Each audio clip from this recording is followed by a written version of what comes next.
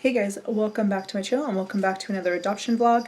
Today's plan is to film 3 videos pretty much back to back. I'm going to do today's video that you're going to see right now is the details of the trip. So I want to do a video without any fluff in it. I just wanted to be like, this is what happened, just the facts, just the details, for anyone that is in the process or thinking of doing the process to know exactly what kind of happened with me. Every journey is different and every orphanage is different, but I thought I would give an idea of what we did on what days. Taylor, get out of the bag. And then the second video, which will probably go up either at the same time as this one or shortly after, will be like the emotions of every day, for people that actually want to know how I was feeling, how she was feeling, that kind of thing. And then I'm going to do a third video on everything that's happened since then. So today is March 29th, 2020. If knowing March 2020 is giving you some trauma right now, some PTSD going on, yeah, life is a little weird around the entire world right now.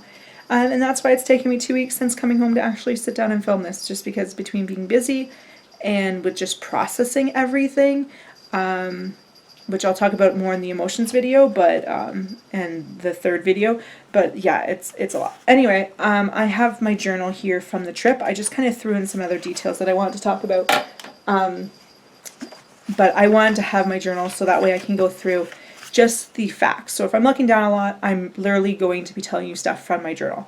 So March the 6th was when I left. It was a Friday. I flew from Calgary, Alberta, I was going to say Ontario, Calgary, Alberta to Toronto, Ontario, and then went and got on a plane for the flight to go from Toronto to Frankfurt, Germany. That's all that happened that day. I literally drove to the airport, got on one plane, got to another airport, and because of the time delay, everything, yeah, it's just crazy. Flights were pretty empty. I didn't have anyone beside me for either flight. I did move on the flight from Toronto to Frankfurt because the row I was in had 4 people in it and most of the rows were empty. So I moved and then a bunch of other people moved. We all ended up moving to places where we weren't beside people, basically. Just watched some movies. Sleep was pretty good. So then the Saturday the 7th is when I landed in Frankfurt, and then I had a stopover there, just looking through my notes to make sure that I'm not including fluff, or anything, like there's a lot of notes. Anyway, then I flew to Sofia. In Sofia, I had opted to have my NGO arrange transportation to my hotel. I was staying at the Budapest Hotel, so when I got off the plane, I'm just going to comment, that's not in my notes, but I'm going to comment about immigration and customs in Bulgaria. I apologize if you're Bulgarian, but it was a joke. Walked up to the passport guy. He didn't say a word to me. I don't know if he didn't speak English or what, but he took my passport, stamped it, gave it back, and off I went. There was no questions, why are you here, how long are you to be here, anything like that. Nothing. And then for customs, there's basically a red area that you go to if you have something to declare, and then there's a green area that takes you outside that you walk through the green area if you don't have anything to declare. Again, no questions, nothing, just walk right out. Anyway, that was like the easiest customs and immigration I've ever gone through in my entire life. So anyway, so when I got out, I just looked for the guy holding the sign with my name on it. I didn't check bags. I had carry-on only, which was great. And he took me to my hotel. My plan was to go out. There's a vegan restaurant within walking distance of the hotel, but it was raining, so I didn't end up going. I napped from 3:30 p.m. to 5:30 p.m. And then I read and I stayed up until 10:30 p.m. I talked to my mom right after I had checked in and before I napped. But I felt by going, by staying up, by napping that little bit helped me like recharge a bit, but then pushing myself to 10:30, I got right onto a good schedule right away. I didn't have jet lag going there or coming back. On March the 8th, which is the Sunday, I checked out of the hotel and I got a flower for International Women's Day. My checkout was at 12 and my attendant was meeting me at 1, so I just sat in the lobby and watched Ice Age. I downloaded all the Ice Age movies from Disney Plus before I left, and so now anytime I watch Ice Age, I'm going to think of this trip. Anyway, we were originally going to walk to the bus station, but because it was raining, her husband took us. We got on, we went upstairs, and she talked, while we were waiting, she talked to me about what was going to be expected for this trip, what we would be doing, stuff like that. Then we got on the bus, which was a van, and we went to Kurdzali. Don't know if I'm saying that right, but that's the city that we went to. We checked into the hotel, which was the Hotel Astra. And then we had a few hours, and then we walked to Billa. So I got some fruit for supper, and I think my attendant got like chips or something like that. I called my mom, and I went to sleep at 11 p.m. I don't think I have times for everything beyond that, really. I have a couple times, I guess. So March the 9th, I met my daughter for the first time, which was crazy and just crazy how things worked out. But anyway, I woke up at 6:30. It was raining, and I packed the bag for our meeting. I had breakfast at the hotel. The hotel had like a plated breakfast, which was mostly meat and cheese, and I'm vegan, so I just had cucumber, tomato, and then bread with jam. Went and met her. So for the meeting itself, we went and we met with the social worker. The social worker then brought us into the orphanage. We went to a room, which every orphanage is different, but the room we went to was the doctor's office. So not the office that children would go to, but the office that the doctor works in. So there was just like a desk, a table, a couch, and then there was a bed that probably the doctor would sleep in if like they were on call or something. But anyway, so I sat in the one chair and waited what seemed like forever for them to bring her. But they brought her, we sat in the chair, I sat in the chair with her, and then my attendant held her while I went over a bunch of questions that I had. So some of that was medical, and I did get to speak with her doctor about medical questions, and then I had a bunch for her attendant, which I wrote in this journal before I had left. So I asked about feeding, what she likes, what she doesn't like, what her feeding method is, what preferences she has, was there toys that she liked, any therapies that she was getting or anything like that, how they were calming her, anything in particular that she didn't like. And then I have a bunch of medical questions that I have written down here, which just pertain with her diagnosis and her medical stuff, which obviously isn't relevant to YouTube. But if you are adopting and you are watching this to prepare for your trip, I recommend pre-writing down questions, because when you're in the moment, you're not going to remember anything. So write down any medical questions that you have from their file, especially if you think you might be able to talk to the doctor. I was very lucky I was able to talk to her doctor, and I was also able to talk to her caregiver. So her caregiver answered the questions like, what does she like? How did they calm her? Those type of things. So make sure you just write them down ahead of time, because even if you don't get to see them, at least if you have them written down, maybe someone can answer them. But anyway, so after that, once my questions were answered, we moved over to the bed, which was nice because she had more room to move around. She is very active and a lot bigger than I was anticipating. I was expecting a child that wouldn't be mobile really at all, just because when you're in an orphanage and you're in a bed all day, you don't have those options to move a whole bunch. But she's doing very well. So anyway, we played with some toys. I showed her some of the books, but she doesn't have the attention span for anything. And for this trip, she didn't make eye contact barely at all. I don't think at all. She doesn't respond to her name. She just wasn't very interactive. It was kind of just like, hey, there's these people here.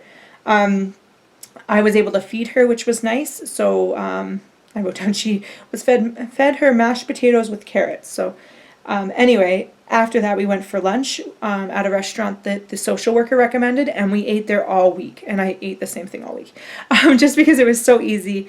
My attendant could order whatever she wanted, but for me to find something that was vegan, that was yummy, that was a full meal, was perfect. We went back to the hotel for a bit, and I called my mom And then we went out for supper just at another place. We just kind of wandered and went, hey, let's go eat here. And I just had fries. Bulgaria has probably the best fries ever. They're all like fresh cut. Anyway, March the 10th, so the Tuesday, I brought clothes for her to try on her.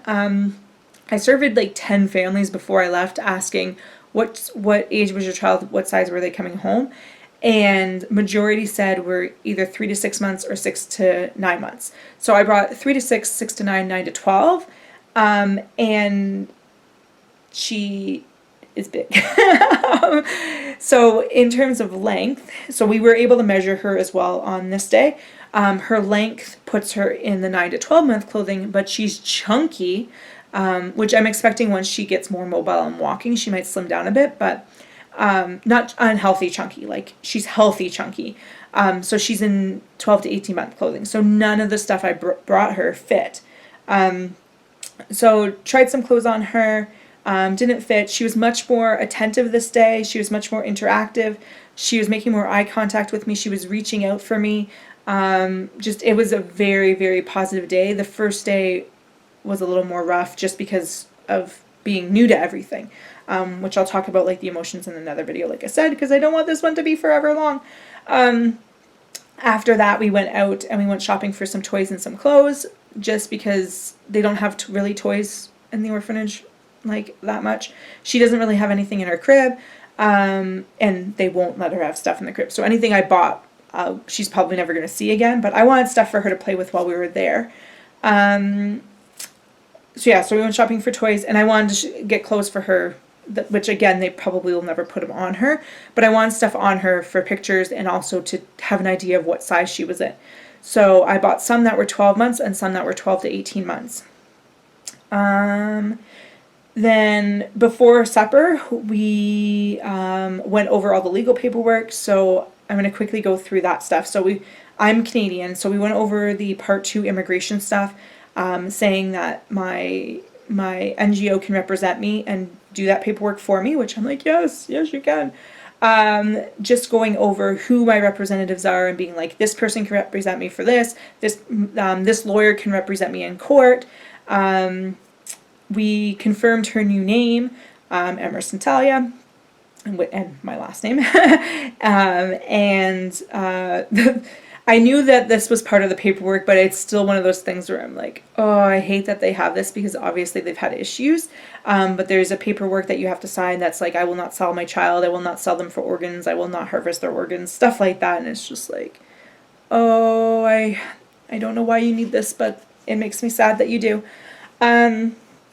And at that time, because of COVID-19, which was still being called coronavirus at this time, they were starting to close orphanages. So I had asked my attendant, what happens if they decide that I can't see her anymore?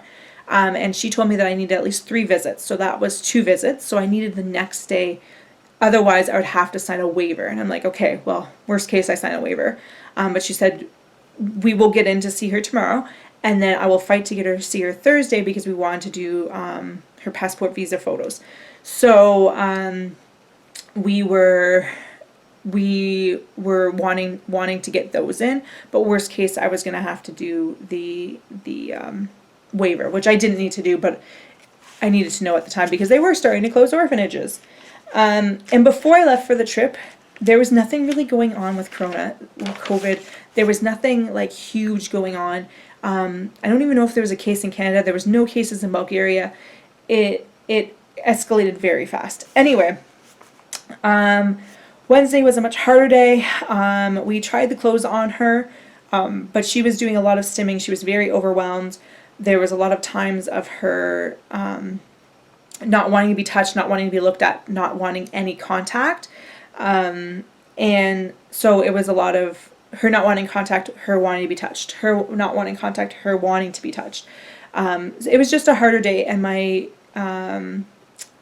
attendant said that very typical for the third day for that, because they're just so overwhelmed by that point that they shut down a bit, and then by the next day they're fine again. So it was just a hard day. Then afterwards, we went to lunch, and then we went and we signed paperwork with the notary.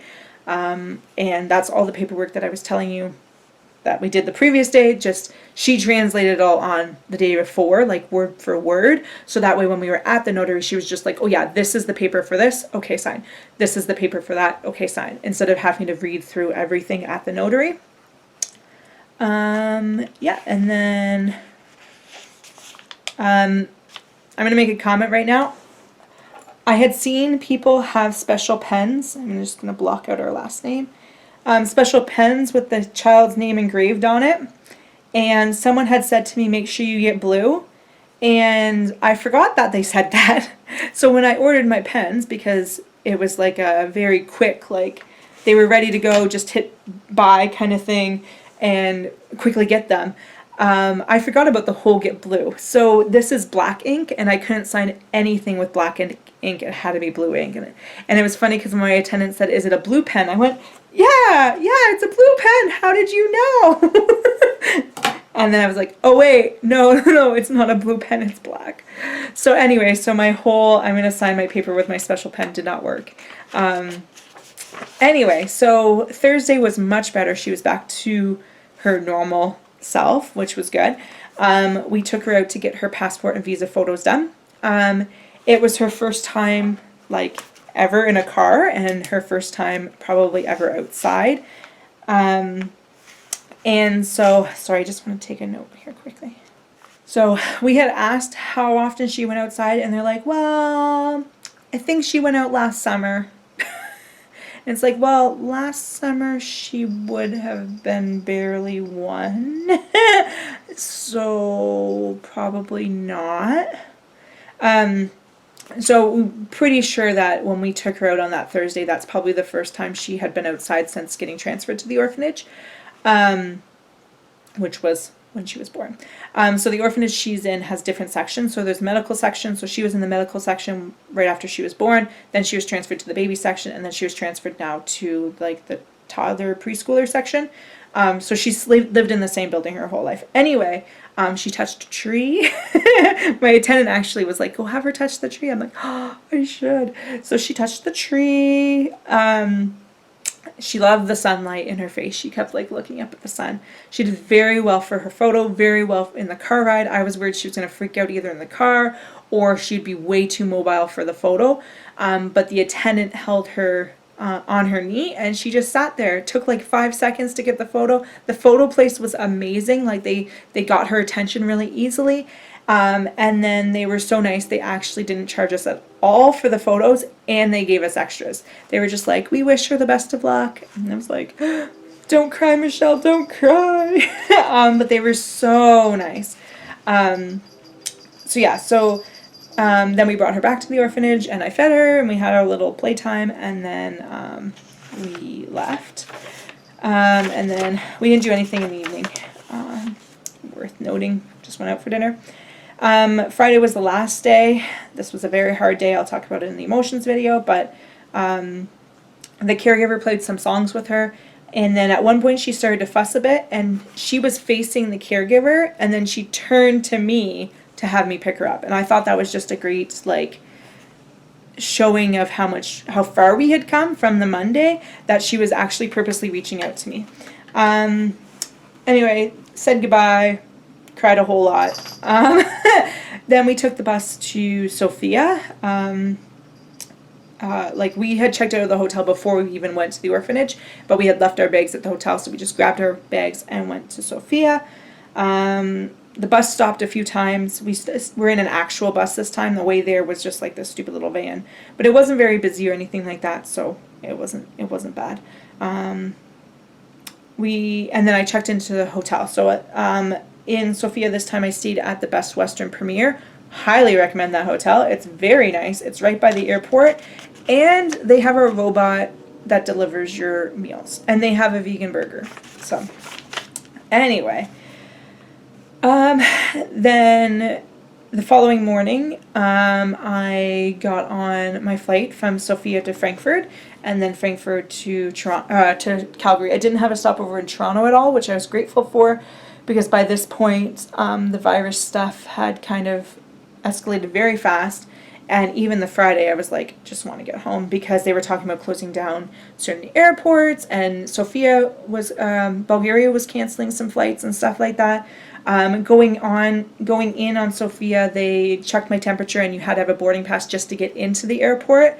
Again, immigration, there was no immigration leaving at all that I remember. There must have been, though, because they must have stamped my passport. Yes, they did. But again, no questions were asked or anything like that. Flight, again, was pretty much empty. I had no one beside me, which was really nice. And then as soon as I landed, we went through immigration. Alberta at that point had asked everyone to self-quarantine for 14 days. Nothing was mentioned at all at the airport. I only knew because my work told me I had to self-quarantine, and also like from reading it online, but not once in that airport was I told. So anyway, so did my customs, did my immigration, all that fun stuff. I was asked where I was coming from and which countries I had stopovers and stuff in, but like I said, not once told to self-quarantine. So anyway, I went straight and picked up the dog, and then I went quickly to Walmart to get some food. And this is where, like, looking back now, I probably shouldn't have done either of those, because now they're like telling people when you come back, do not pick up your dog, do not go to the grocery store, do not do anything. But at the time, I wasn't told even to self-quarantine. So looking back, I probably should have just grabbed Taylor and left. Taylor was a harder thing because there's no one that could have done that for me. But anyway, I didn't need to go to the grocery store. Anyway, I was in this grocery store for maybe 5 minutes. I was super careful. And I obviously don't have COVID because my quarantine technically should have ended today. But anyway, it didn't, because then I got a cough, which then went away in like 2 days. Anyway, so this video is about 20 minutes long. I'm sorry it's so long, but it is what it is. So that is kind of like the details of what we did. Every day I was like playing music for her. We would play with some of the toys. I would just talk to her. The social worker and the attendant were with me at all times.